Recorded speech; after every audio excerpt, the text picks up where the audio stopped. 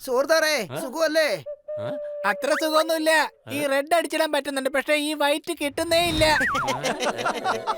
എന്റെ ഹണി, അദ്ദേഹം സുഖമാണോന്നാ ചോദിച്ചേ. ക്യാൻസർ രോഗികൾക്ക് ചെയ്യുന്ന ചികിത്സാ രീതിയാണ് കീമോ.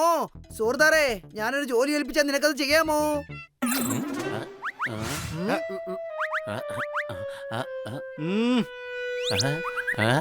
ചെയ്യാം.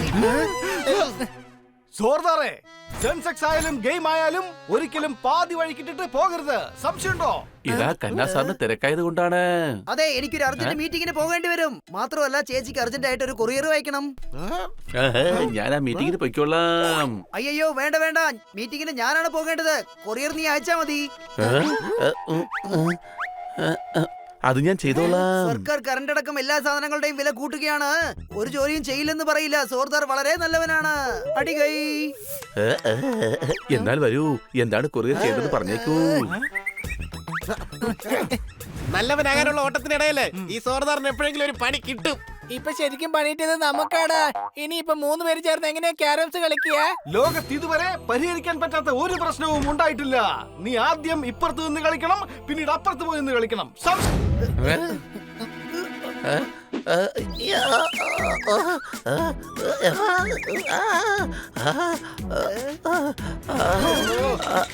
ഈ ജോലി നിനക്ക് പറ്റുമോ? പറ്റും പറ്റും ഇല്ല ഇല്ല പറ്റും പറ്റും. ഇല്ല ഇല്ല.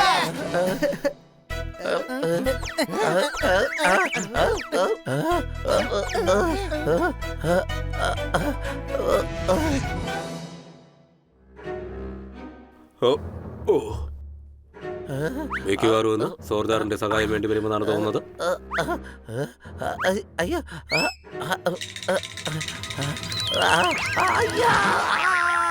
ഇവിടെ വരൂ. വേണ്ട വേണ്ട, നിനക്ക് എങ്ങനെ വരാൻ പറ്റും? നീ ആ ബോക്സിന്റെ അടിയിലായിട്ട് സോക്സ് പോലെ അരഞ്ഞിരിക്കുകയാണ്.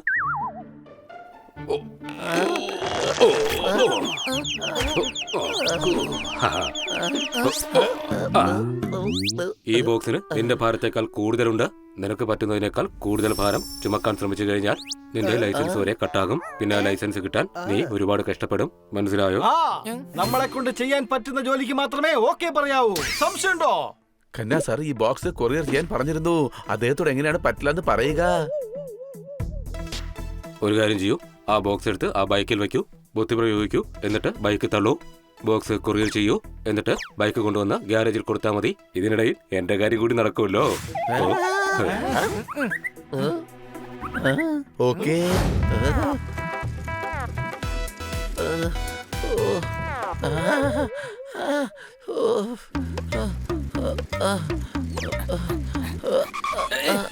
എടാ സോർദാറേ, നീ മാർക്കറ്റ് വഴിയാണോ പോകുന്നത്? അതെ. രാജപുരിയിലേക്കുള്ള ബസ് പിടിക്കണേ. ഞാനിപ്പോ വൈഫിനെ കൊണ്ട് വരാം. ഓക്കെ.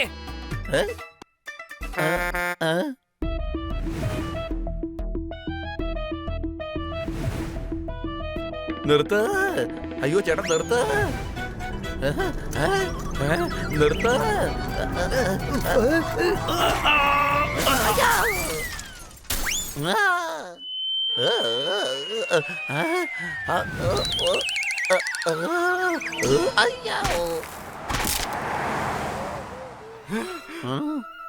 അയ്യോ, ആക്സിഡന്റ് ആയി. എടാ, നമ്മുടെ സോർദാറിന് ആക്സിഡന്റ് ആയി. വേഗം വാ.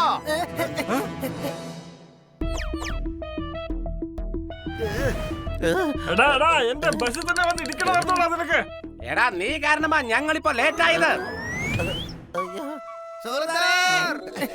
ഇവര് കുഴപ്പമൊന്നുമില്ലല്ലോ. ആ പക്ഷേ എന്റെ ബൈക്കിന്റെ ഓരോ പാർട്സും ചെറിയ ചെറിയ ചെറിയ ചെറിയ കഷ്ണങ്ങളായി പോയി. ഇനിയിപ്പോ ഈ ബൈക്കിന്റെ ഓരോ കഷ്ണങ്ങളായി ശരിയാക്കി എടുക്കുന്നതിനേക്കാൾ നല്ലത് ഞാൻ പുതിയ ബൈക്ക് മേടിക്കുന്നതായിരിക്കും. എന്റെ ഹൃദയമാകെ തകർന്നു പോയി.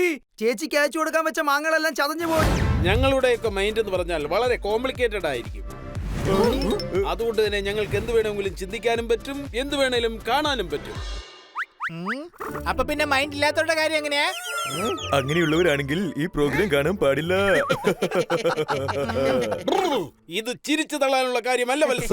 ഒരു പക്ഷേ നമ്മുടെ ബുദ്ധിയെ നിയന്ത്രിച്ചുകൊണ്ട് കോൺസെൻട്രേറ്റ് ചെയ്ത് കഴിഞ്ഞാൽ നമ്മൾ നമ്മുടെ ഫ്യൂച്ചറിൽ ആരാകാൻ കഴിയുമെന്ന് പോലും നമുക്ക് കാണാൻ കഴിയും മകനെ. ഇതിപ്പോ ഇത്തിരി കൂടി പോയെന്നാ തോന്നുന്നത്. അപ്പോ അദ്ദേഹം പറയുന്നത് സത്യമാണെങ്കിലോ? എന്ത് സത്യം? ഇങ്ങനെയുള്ള കേട്ടറിവുകളൊന്നും കണ്ണടച്ച് വിശ്വസിക്കാൻ പാടില്ല. ചില കാര്യങ്ങളിൽ ഒരു സത്യാവസ്ഥയും ഉണ്ടാവില്ല. കോഴിയാണോ മുട്ടയാണോ ആദ്യം ഉണ്ടായതെന്ന് ആർക്കെങ്കിലും അറിയാമോ? നിന്റെ വാചകോടി ഒന്ന് നിർത്തടാ പൊട്ടാ. അന്വേഷിച്ചറിയുന്നതിൽ എന്തായാലും തെറ്റ്. ആ അതെ, ആദ്യം മുട്ടയാണോ കോഴിയാണോ ഉണ്ടായതെന്ന് നമുക്ക് ചെന്ന് കോഴിയോട് ചോദിച്ചിട്ട് വരാം. എന്തേ? ഓ, അതല്ലടാ കഴുതേ. കോൺസെൻട്രേറ്റ് ചെയ്താൽ ഫ്യൂച്ചർ കാണാൻ പറ്റുമോ ഇല്ലയോ അതെന്തായാലും നമുക്ക് അറിയണം. എന്നാ പിന്നെ വാ, നമുക്ക് ഇപ്പൊ തന്നെ ഒന്ന്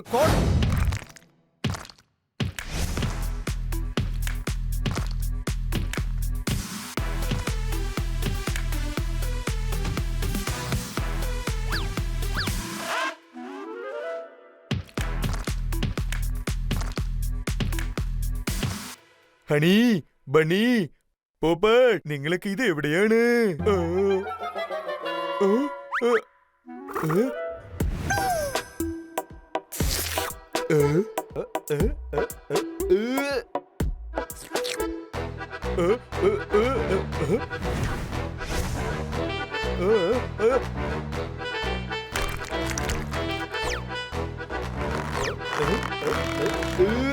എന്റെ അമ്മേ, ഫ്യൂച്ചറിൽ ഞാൻ തിന്ന് ഇത്രയും വലിയ തടിയനായി മാറിയോ? ആരെങ്കിലും ഒന്ന് രക്ഷിക്ക. ഇയാൾ ഇവിടെ കുടുങ്ങി പോയെന്നാണ് തോന്നുന്നത്. വലിച്ചിട്ട് വരുന്നില്ല. അയ്യോ, പുറത്തേക്ക് വലിക്കല്ല. പുറത്തേക്ക് എന്തിനാ വലിച്ചത്? അകത്തേക്ക് തള്ളിയാ പോരായിരുന്നോ? ഇനിയിപ്പോ ഞാൻ എങ്ങനെയാ കഴിക്കുക? അയ്യോ, നിങ്ങളുടെ ബില്ല്. അതിന് ഞാൻ ഇവിടുന്ന് ഒന്നും കഴിച്ചില്ലല്ലോ. ഇതാ ഡോറിന്റെ ബില്ലാണ്. കഴിച്ചതിന്റെ ബില്ല് പിന്നെ തരുന്നതാണ്.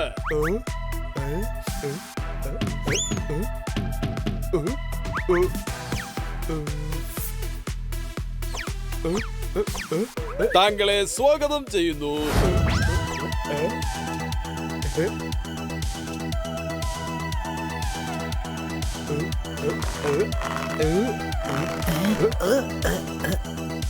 തരൂ, സാധനം ഞാൻ പിടിച്ചോളാം. ഇതാ നിങ്ങൾ വാങ്ങിയ സാധനം എടുത്തുകൊള്ളൂ. Thank you.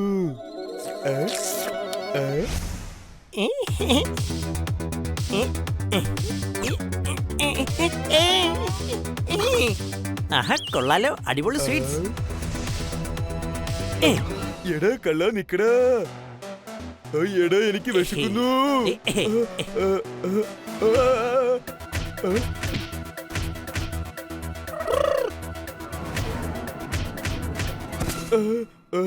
തിന്ന് ഇത്രയും വലിയൊരു തടിയനായി മാറാൻ പാടില്ലായിരുന്നു. ഇത് കാരണം എന്റെ ഭക്ഷണം നഷ്ടമായി. ഇനിയിപ്പോ ഞാൻ വിശന്നിരിക്കേണ്ടി വരുമല്ലോ.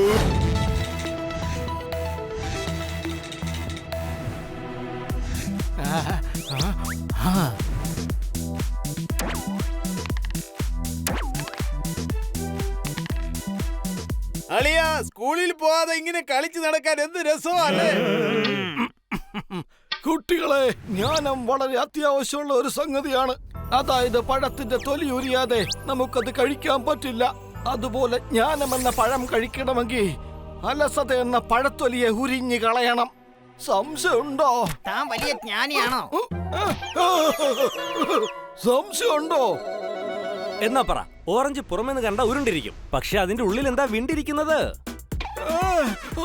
പറയുന്നേ. എന്നാ അത് വിട്ടേക്ക്, ഇത് പറയേ. പാലിന്ന് വെണ്ണയും വെണ്ണയും നെയ്യും ഉണ്ടാക്കാറുണ്ടല്ലോ. പിന്നെ നെയ്യ് എന്തുകൊണ്ട് പാലാക്കാൻ പറ്റുന്നില്ല?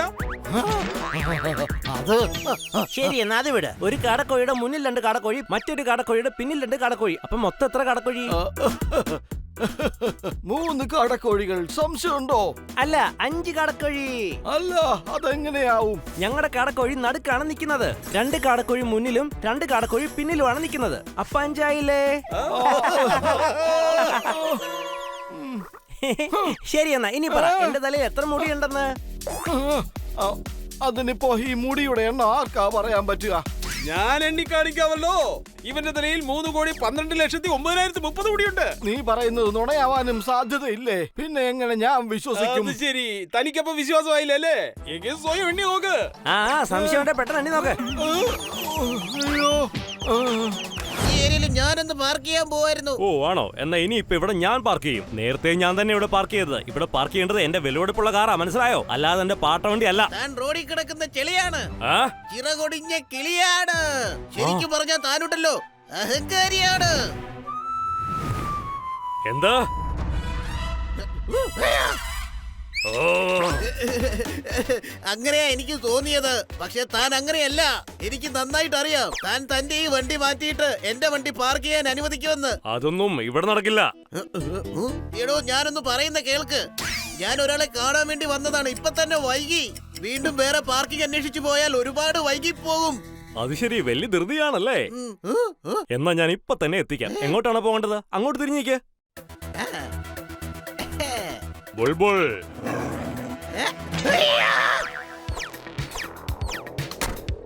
ഇയാൾക്ക് എവിടെയാണോ പോകേണ്ടത് അവിടെ കൊണ്ട് എത്തിച്ചിട്ട് മതി. ചെല്ല്.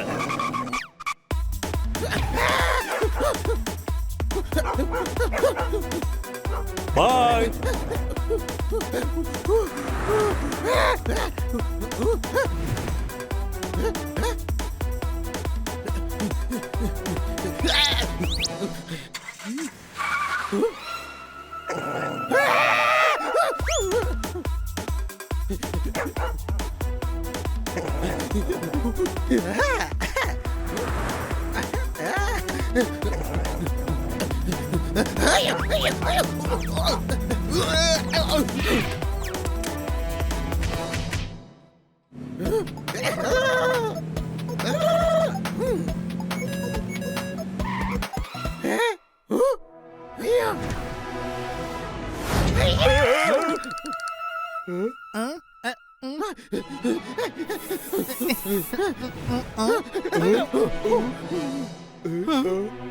നീ എന്തുവാടാ കാണിച്ചോണ്ടിരിക്കുന്നേ? പേടിച്ചിട്ട് ഇപ്പൊ എനിക്ക് ഹാർട്ട് അറ്റാക്ക് വന്നേനെ. സംശയമുണ്ടോ?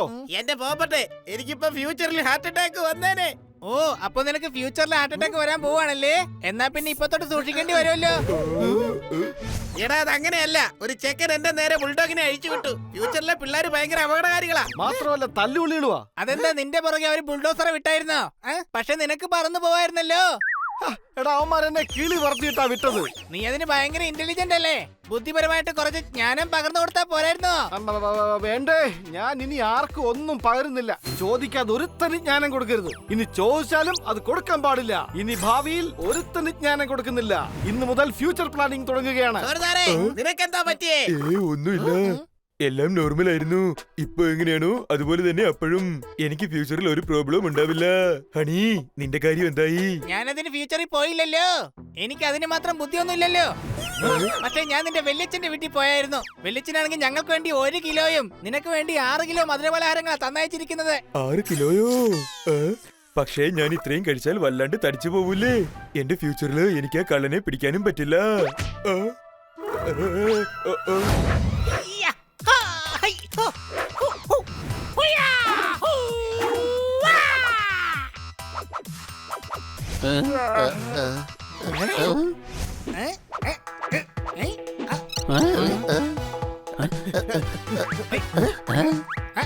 ഹലോ, കണ്ടോ ഞാൻ എങ്ങനെയൊക്കെയാ പ്രാക്ടീസ് ചെയ്യുന്നെന്ന്? നിങ്ങൾ എല്ലാരും കണ്ടോ? എടാ, ഇവനെ ഒന്ന് പിടിച്ചു നിർത്ത്. ഇതെങ്ങാനും മേടം കണ്ടോണ്ട് വന്നാലേ പിന്നെ നമ്മളും തലകുത്തി നിന്ന് എക്സർസൈസ് ചെയ്യേണ്ടി വരും. സംശയമുണ്ടോ? ഐഡിയ എന്താ വെച്ചാ പറ. ഹണി, ഇത് നിർത്താൻ വേണ്ടി നമുക്കൊരു പ്ലാൻ തയ്യാറാക്കാം. ഹണി, നിന്നെ കാണാൻ പറ്റുന്നില്ലെന്ന് നമുക്ക് എല്ലാവർക്കും കൂടി പറയാം. കൊച്ചലിയാ, എന്റെ ഫ്ലൈങ് കിക്ക് എങ്ങനെയുണ്ടെന്നൊന്ന് നോക്കിക്കേ.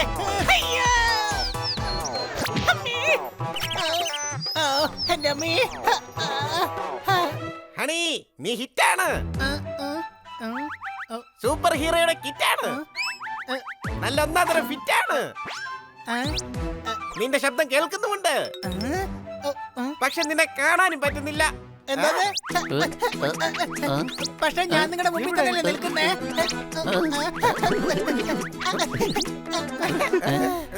നീ എവിടെയാണ്? അയ്യോ, എന്റെ അമ്മേ. ഞാൻ എക്സർസൈസ് ചെയ്ത് മറ്റുള്ളവർ കാണാതിരിക്കാൻ മാത്രം അത്രയ്ക്കങ്ങ് മെലിഞ്ഞു പോയോ? ഭാഗ്യം ചിലർക്ക് മാത്രമേ ഇങ്ങനെ ഒരു അവസരം നൽകാറുള്ളൂ. എന്നെ കാണാൻ പറ്റില്ലായിരുന്നെങ്കിൽ ഞാൻ എന്തൊക്കെ ചെയ്യുമായിരുന്നു. സംശയട്ടോ?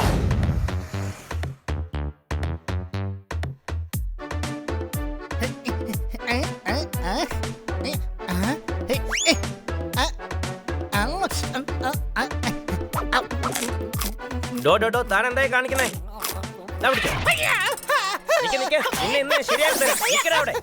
ഇനി മേലെ ഈ വഴിക്കണ്ട, അടിച്ചതിന്റെ പുറം ഞാൻ പൊളിക്കും കേട്ടോ.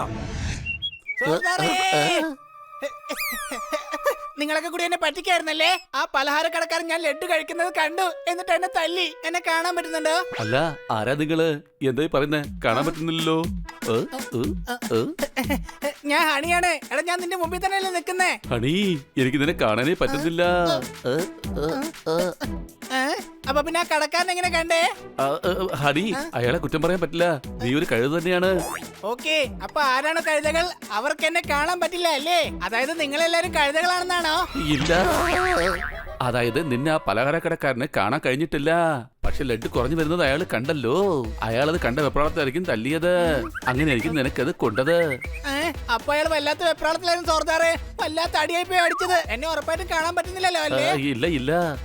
ഇതെത്ര വിരലുണ്ട്? വിരലോ? വിരലെവിടെ? അയ്യോ, ഞാൻ ഓർത്തില്ല. ഞാനൊരു കഴുത തന്നെ. എന്നെ തന്നെ കാണാൻ പറ്റുന്നില്ലെങ്കിൽ പിന്നെ എങ്ങനെ എന്റെ വിരല് കാണുന്നേ?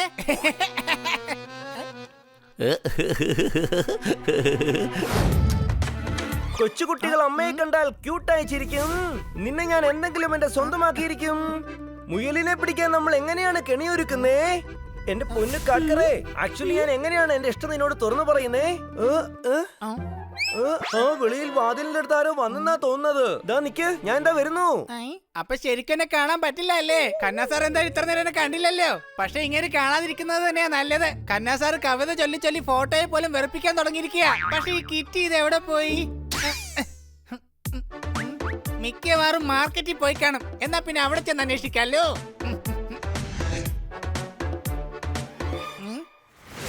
നിന്നെ കണ്ടപ്പോൾ മുതൽ എന്റെ മനസ്സിന്റെ കടായിൽ സ്നേഹമെന്ന പരിപ്പ് തിളച്ചുകൊണ്ടിരിക്കുകയാണ്. എന്റെ കണ്ണെന്ന പഞ്ചസാര ലായനിയിൽ രസഗുള പോലെ നീ നീന്തുകയാണ്.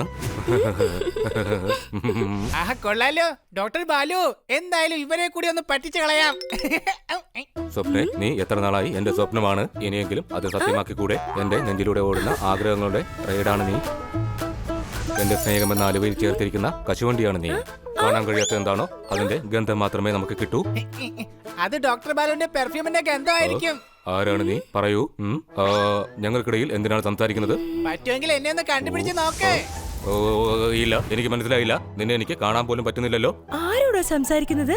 നിങ്ങളുടെ പുറകിൽ ആരെയും കാണാനും ഇല്ലല്ലോ. ആരോ സംസാരിക്കുന്നത് പോലെ എനിക്കും തോന്നി. പക്ഷെ ഇവിടെ ആരെയും കാണുന്നുമില്ല. അപ്പൊ എന്നെ ആർക്കും കാണാൻ പറ്റുന്നില്ല. നീ സ്നേഹമെന്ന പായസത്തിനുള്ളിൽ ഉപ്പെന്ന തടസ്സം വാരിയിട്ട് കുളമാക്കാൻ നോക്കുന്നത് എന്തിനാണ്? അങ്ങോട്ട് പോകൂ. വേഗം ബാഗിങ് തിരിച്ചതാ, അല്ലെങ്കിൽ നല്ല അടി കിട്ടും. ഒരിക്കലും തിരിച്ചറിയാൻ പോലും പറ്റില്ല ആരാ തല്ലിയതെന്ന്.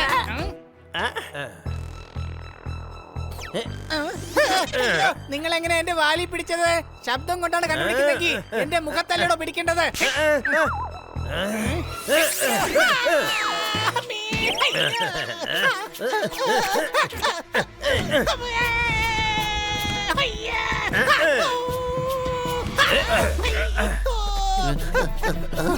കുട്ടികൾ അവിടെയുണ്ട്.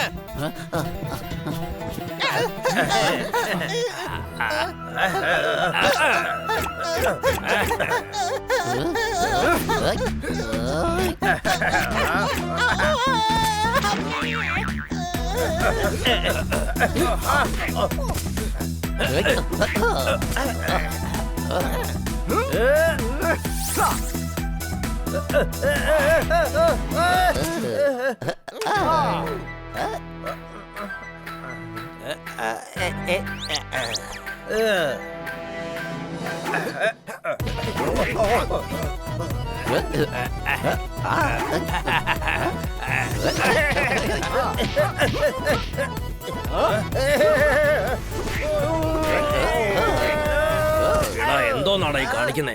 ഡോഗിന്റെയും പൂച്ചയുടെ കടി വാങ്ങിക്കുവാണോ നീ? ഞാനൊരു പെറ്റ് ലവറാണ്. എനിക്ക് ഇവരുടെ ദേഹത്ത് കൈവെക്കാൻ പറ്റില്ല.